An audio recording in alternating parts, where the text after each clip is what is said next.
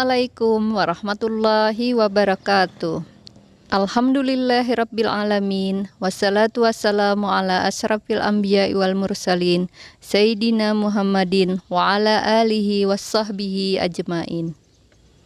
Perkenalkan, nama saya Normiati, guru matematika di SMP Negeri 1 Haruai, Kabupaten Tabalong, Kalimantan Selatan.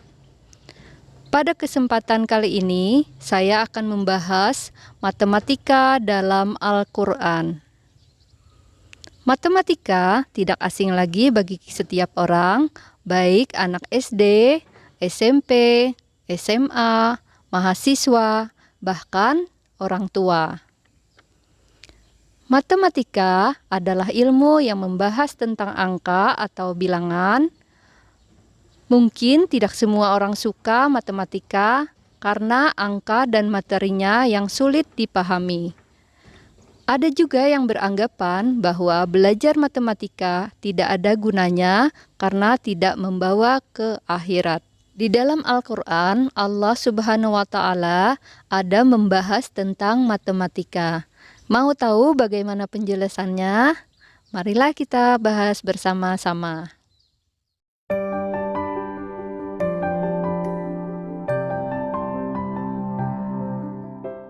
Al-Quran membahas tentang penjumlahan. Pada terjemahan Quran Surah Al-Kahfi ayat 25 yang berbunyi, "Dan mereka tinggal dalam gua selama 300 tahun ditambah 9 tahun lagi."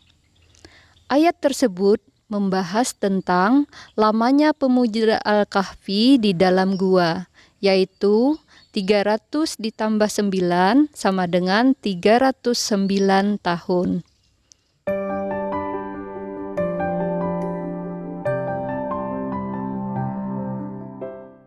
Al-Quran membahas tentang pengurangan.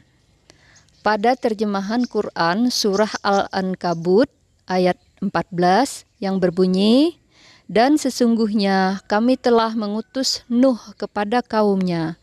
Maka ia tinggal di antara mereka 1000 tahun dikurang 50 tahun. Maka mereka ditimpa banjir besar dan mereka adalah orang-orang yang zalim."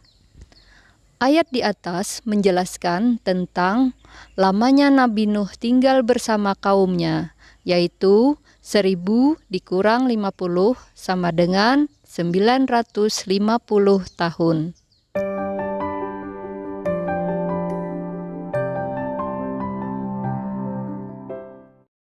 Al-Quran membahas tentang pembagian atau pecahan. Pada terjemahan Quran Surah An-Nisa ayat 12 yang berbunyi,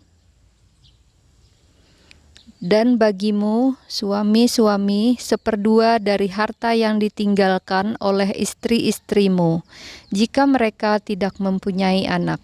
Jika istri-istrimu itu mempunyai anak, maka kamu mendapat 1/4 dari harta yang ditinggalkannya, sesudah dipenuhi wasiat yang mereka buat atau sesudah dibayar hutangnya.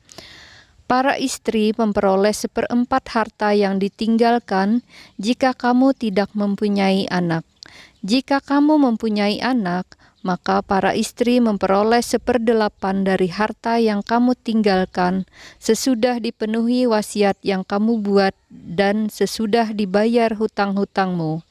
Jika seseorang mati, baik laki-laki maupun perempuan, yang tidak meninggalkan ayah dan tidak meninggalkan anak, tetapi mempunyai seorang saudara laki-laki atau seorang saudara perempuan, maka bagi masing-masing dari kedua jenis saudara itu 1/6 harta. Tetapi jika saudara-saudara itu lebih dari seorang, maka mereka bersekutu dalam 1/3 itu, sesudah dipenuhi wasiat yang dibuat olehnya dan sesudah dibayar hutang-hutangnya, dengan tidak memberi mudarat kepada ahli waris. Allah menetapkan yang demikian itu sebagai syariat yang benar-benar dari Allah, dan Allah Maha mengetahui lagi Maha penyantun. Ayat di atas membahas tentang pembagian warisan. Pada ayat tersebut disebutkan 1/2, 1/3, 1/4, 1/6, 1/8, yang mana di dalam matematika angka-angka tersebut adalah pecahan. Pada terjemahan Quran Surah Al-Mujammil ayat 20 yang berbunyi, "Sesungguhnya Tuhanmu mengetahui bahwasanya kamu berdiri atau sembahyang kurang dari 2/3 malam atau 1/2 malam atau 1/3-nya, dan demikian pula segolongan dari orang-orang yang bersama kamu. Dan Allah menetapkan ukuran malam dan siang.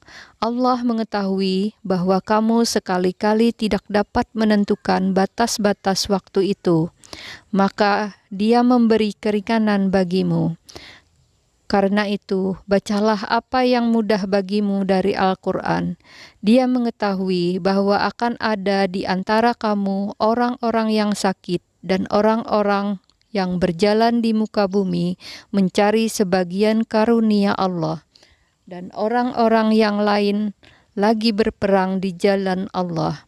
Maka bacalah apa yang mudah bagimu dari Al-Quran dan dirikanlah sembahyang, tunaikanlah zakat, dan berikanlah pinjaman kepada Allah pinjaman yang baik, dan kebaikan apa saja yang kamu perbuat untuk dirimu, niscaya kamu peroleh balasannya di sisi Allah sebagai balasan yang paling baik dan yang paling besar pahalanya.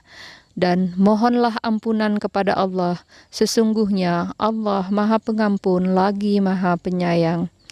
Ayat di atas membahas tentang pembagian malam yang disebutkan 1/2, 1/3, dan 2/3 malam.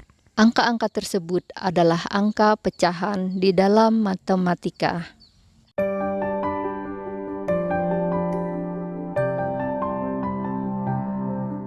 Itulah pembahasan singkat mengenai ayat Al-Quran tentang matematika. Hal ini memperjelas bahwa ilmu dalam Al-Quran sangatlah luas jika kita mau menggalinya sedikit saja.